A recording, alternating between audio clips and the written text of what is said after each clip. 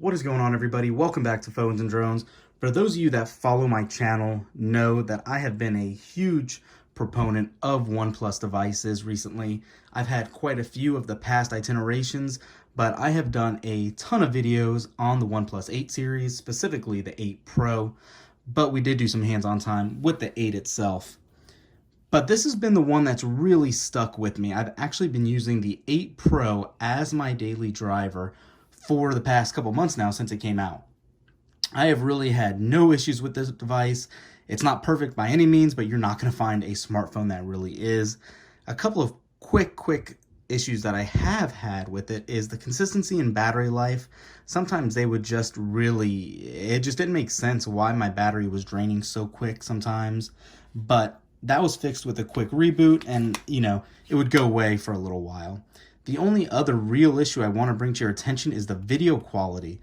OnePlus is really trying to sell this as a great video camera as well as camera itself, and I don't think it really can match up with the 11 Pro Max or even the Pixel 4 right now.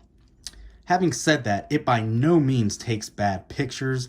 I really did like it. It was, like I said, my main camera and main phone I've been using for a while, so that should say something in and of itself. We look at a lot of phones here, and this was the one that really stood out to use. I want to go ahead and take a couple minutes here now and talk to you guys about the OnePlus 8 Pro, as I don't know how much longer I'm going to be using it. We're about to go into big, heavy Sammy season with the Note 20 coming and the Fold 2, and you guys know how excited I am for that Fold 2. I had the original. It was a beast. I am super excited to see what they do for this one, and maybe more relevant to OnePlus, the new Nord smartphone that they're coming out with. It'll be released in, I think, 2 weeks' time now, right around the 21st of July. It is not going to be available in the US. However, I should be able to get my hands on it for you guys, and definitely will be doing a lot of hands-on with that device itself.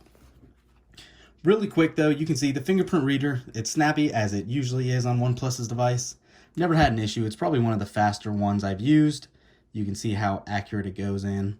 The 120 hertz display on this really is awesome. It does make a difference. If you've never used a 90 or 120 hertz display, I encourage you to give it a try. This may be one of the best panels and high refresh screens I've seen yet. A lot of the newer devices in 2020 and into 2019 had a higher refresh rate, but this one really looks good. I don't see a huge difference from 90 to 120 hertz, but from 60 to 90 or from 60 to 120, it is night and day. I really don't know if I can go back to using another device with a slower refresh rate. That's how significant of a change it really is. Aside from that, as I always do, installed Nova, not a problem. The stock launcher, if you guys aren't into tinkering with Android, really looks good as it is. Very simple. You can use their, the OnePlus shelf or the Google Now feed if you want on it now. It's just been a really smooth device. The stereo speakers sound great for video. I've had no issues. It really is one of those great all-around phones. I did a comparison between this and the Poco F2 Pro recently. If you didn't see that, it's on the channel as well. And the Poco surprised with camera quality. It was a little more saturated, but for all-around looks, this camera just does a great job.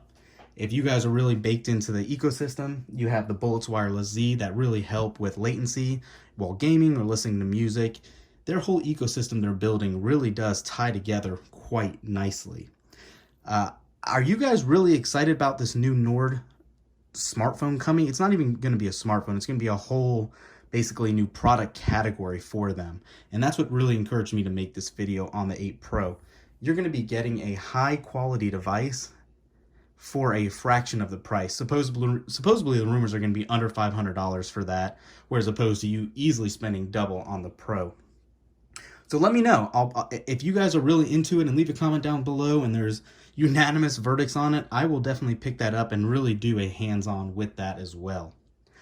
But one other downside, while these alerts keep popping up, it reminds me, the always-on display. Why it is not a baked-in feature on this device, I have no idea. Yes, it has tap to wake or lift to wake. They're all there, but having that display always on makes a huge difference. OnePlus is obviously developing it. They announced it before the 8 series itself, but here we are still without the feature. A little disappointing. Hopefully that'll change here in the near future, but just keep that in mind if you're coming from a Samsung device, LG phone, or any other Android phone. 90% of them have always-on displays right now with AMOLED panels.